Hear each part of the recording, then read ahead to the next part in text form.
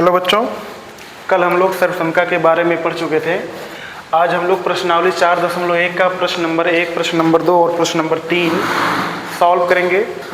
आइए question number 1 solve करते हैं। क्वेश्चन नंबर 1 क्या दिया है? √5a प्लस √6b का वर्ग ज्ञात करिए। आपको पता है मैथमेटिक्स में वर्ग का मतलब यही होता है कि उसका घात 2 कर दीजिए, इसको होल स्क्वायर कर दीजिए।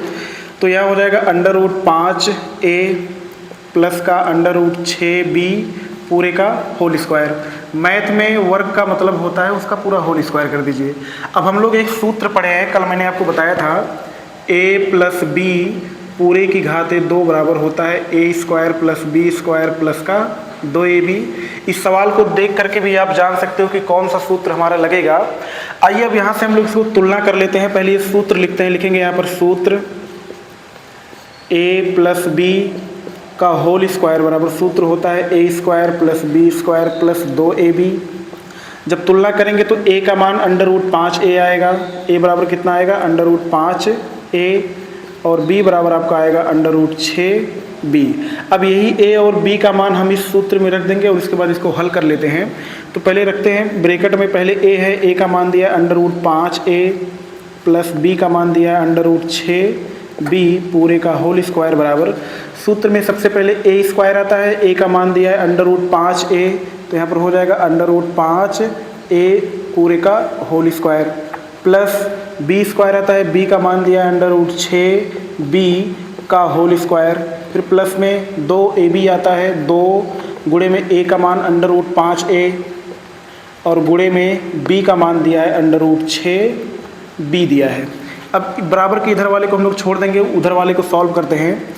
√5 का स्क्वायर करेंगे 5 आएगा, a का स्क्वायर करेंगे a² प्लस √6 का स्क्वायर करेंगे 6, b का स्क्वायर करेंगे b², फिर प्लस में 2 है, 2 लिखेंगे, a और b है, ab लिख देते हैं। √5 और √6 का जब गुणा कराएंगे तो √30 हो जाता है। मैंने आपको बताया था कि अगर अंडर रूट के अंदर वाली दोनों संख्याएं अलग अलग हैं तो उसका अंडर रूट के अंदर ही गुणा हो जाता है। तो ये हो जाएगा आपका पहले का आंसर। पहला सवाल आपका हो गया। आपको बताते हैं दूसरा सवाल।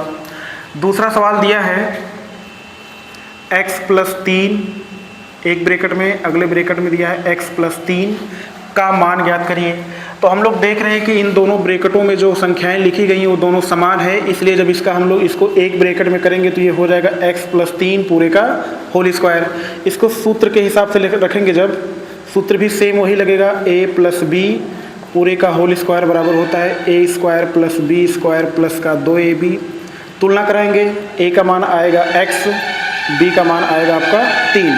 a और b का मान इसी सूत्र में रखेंगे तो a का मान दिया है x प्लस b का मान 3 पूरे का स्क्वायर बराबर, सबसे पहले a² आता है, a का मतलब हो जाएगा x² प्लस b², b का मान दिया है 3 का होल स्क्वायर प्लस 2ab, 2 गुणे a का मान x गुणे b का मान 3। इसी को सॉल्व करेंगे, x का होल स्क्वायर करेंगे तो x² आएगा प्लस 3 का स्क्वायर करेंगे 3 त्रिका 9 प्लस 3 दूना 6x। ये बन जाएगा आपका दूसरा आंसर। तीसरा सवाल बताते हैं, सवाल नंबर 3। सवाल नंबर 3 दिया है x प्लस 8 और अगला ब्रैकेट है x माइनस का 9 का मान ज्ञात करिए, का मान ज्ञात करो। आप इस सवाल को जब देखोगे तो इस सवाल में हमने एक फार्मूला आपको बताया था, ये यहाँ पर लिखा गया है x plus a x plus b। तो इस सवाल में हमको ये वाला फार्मूला लगाना है क्योंकि सवाल जैसे दिया है उसी हिसाब से हमारा वहाँ फार्मूला भी है। तो लगाते हैं, लिखेंगे सूत्र x प्लस a एक ब्रैकेट में, x प्लस b एक ब्रैकेट में बराबर होता है x² प्लस ब्रैकेट में a प्लस b इंटू में x प्लस का a भी होता है। तो हम लोग जब तुलना करेंगे तो x का मान x आएगा, a का मान कितना आएगा 8 आएगा, b का मान यहाँ पर माइनस में है, ये प्लस में है, ये माइनस में है, इसलिए b का मान हम लोग लिखेंगे माइनस का 9। इसी सूत्र फिर रख देते हैं। तो पहले x है, x का मान x प्लस a का मान 8 है, ब्रैकेट बंद। अगले ब्रैकेट में आएगा x का मान x ही है और b का मान -9, तो यहाँ पर रख देंगे माइनस का 9 बराबर। सूत्र में यहाँ पर आता है x², x का मान x है तो पूरे का होल स्क्वायर प्लस ब्रैकेट में a प्लस बी, a का मान दिया है 8 और b का मान दिया है माइनस का 9, तो यहाँ पर रख देंगे माइनस का 9 और इंटू में x प्लस ए बी है, a का मान 8 और गुणे b का मान माइनस का 9। दिख रहा सर जी? फिर यहाँ हो जाएगा आपका x का स्क्वायर करेंगे, एक्स स्क्वायर प्लस 8 में से 9 घटाएंगे तो -1 आएगा और -1 का जब x में गुणा कराएंगे तो हो जाएगा माइनस का x और फिर प्लस माइनस का गुणा कराएंगे -8 9 72। तो ये हो जाएगा आपका तीसरे सवाल का आंसर। इसमें एक चीज़ हमारे लिए बहुत खास ये है कि जैसे हमारा सर्वसम हमको दिया गया है ठीक उसी प्रकार से ही हमको सवाल दिया जाएगा।